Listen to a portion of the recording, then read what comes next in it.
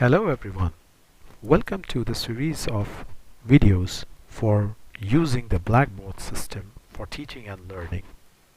I welcome you for this particular series in which you will find a couple of videos which are really helpful to manage and work with Blackboard LMS system at our university. Let's try to get started, and towards the left hand side, if you're gonna click on, you have to click the settings and move into the third option where it will take you to edit the information related to yourself and convert your language from Arabic to English. Alright, so let's try to take this option. It's gonna talk about your personal info in case if you want to update, but in case you are not pro with an Arabic version, I just recommend to first move in to the third option where you will find the language pack that you can integrate for English United States. Once you're done with that, all you have to do is you have to take care to submit the item, and now you will see that the language is changed entirely. So the whole system transforms from an Arabic version to an English version.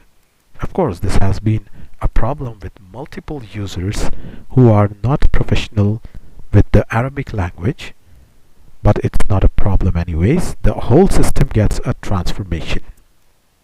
I would like to highlight some more personal settings that you can do before you begin up with the specific sections of the Blackboard. Probably you can edit your personalized information like your salutation, maybe your birth dates and other stuff in here. Remember, the items which are disabled, you can't do anything with that. You can't change them at all.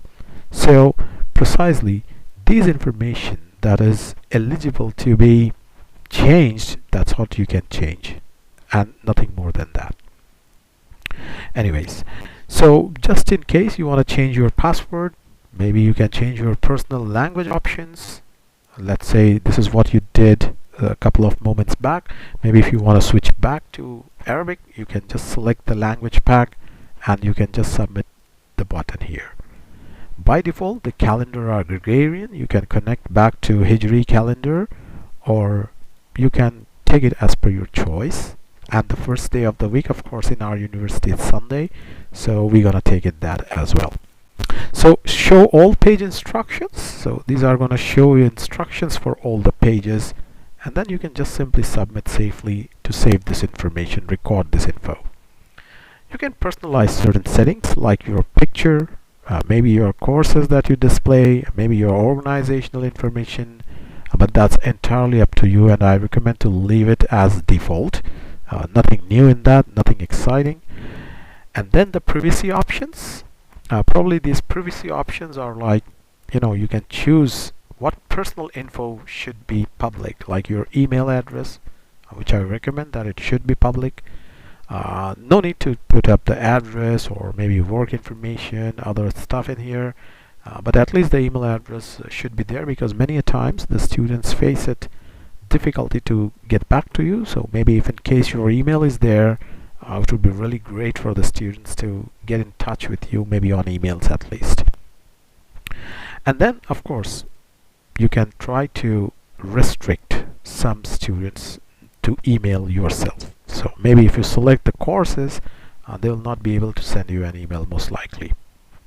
Then there are roster options. So probably the rosters are the ones which are telling you all the information about the students enrolled in your courses.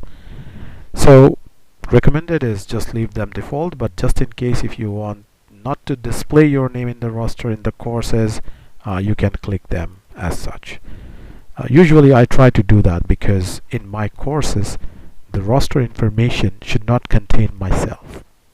Usually what happens is when I take a test or an online quiz or try to give an assignment, it shows my name personally in the roster itself. So the better choice is to remove your name from the roster, but just in case if I want to show you some demos, I'll try to remove it. Maybe you can just edit it, update it later on.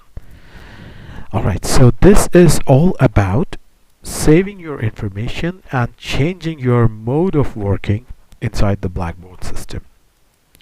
Now all what you can do is probably you can just move in at the top and you can have the information about your course.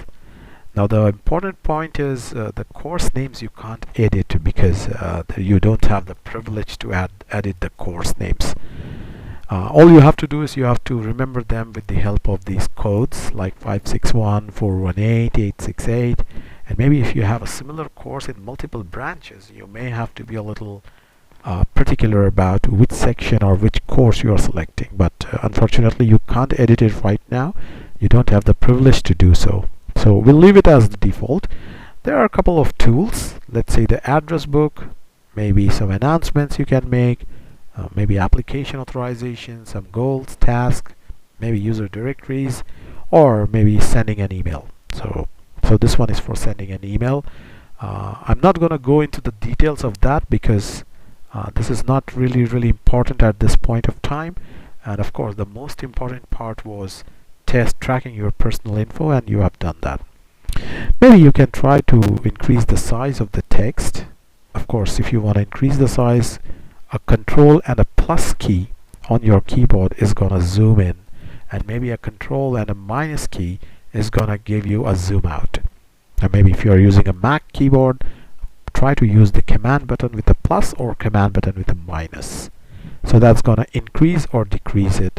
And probably I can just try to give you a demonstration by control plus, and you will see it increase the size of the specific part, and control minus reduce the size back. So that's perfectly fine. Now after doing all of that, you're gonna go to the main window, and now you'll see a couple of courses here and a couple of tools up here. Now all these tools are the normal tools that you can use in your course. But to be specific with a course, we can try to move into the course itself and try to do some changes. For me, I have changed my complete course into English-based course. So all I have is the English part, and I have just converted all the items. Let's say the first page, I have tried to open this one with the help of the updated values. So I can rename the link, and you can also do the same. Like say for example you want to say it as a start page, so you can edit it by yourself. Similar like that, you can rename all the links here, like say for example the start button, maybe the course contents, maybe the documents. Everywhere you can just try to rename it. It should have been into Arabic in your version, but you can update all of that stuff into different English parts. Of course, the course management, all of these tools turns up to Arabic, from Arabic to English directly, so you don't need to worry about all of them. But the upper parts, you can have a snapshot for this parts, like this is talking about the documents, this is the forums, the discussion forums, maybe some groups of students if you want to make, some exams, some grades, sending an email, and using the online collaborate system. And I'm going to talk about all of them step by step into upcoming videos. So for the time being, what I recommend is just go to your Blackboard and try to update your privacy settings or the private settings, and just try to update all of the information in this part. So your course appears to be 100% English structured course there. That would be helpful for you for the upcoming times. So this is enough for today's video, and I'm gonna come back with more further videos so that you would be having a complete idea about how to use Blackboard, prepare your exams, push in the grades, send emails, take online classes, and a lot to perform inside the Blackboard. So thank you very much for listening for today. Have a really nice time. Goodbye. This is Nair signing off.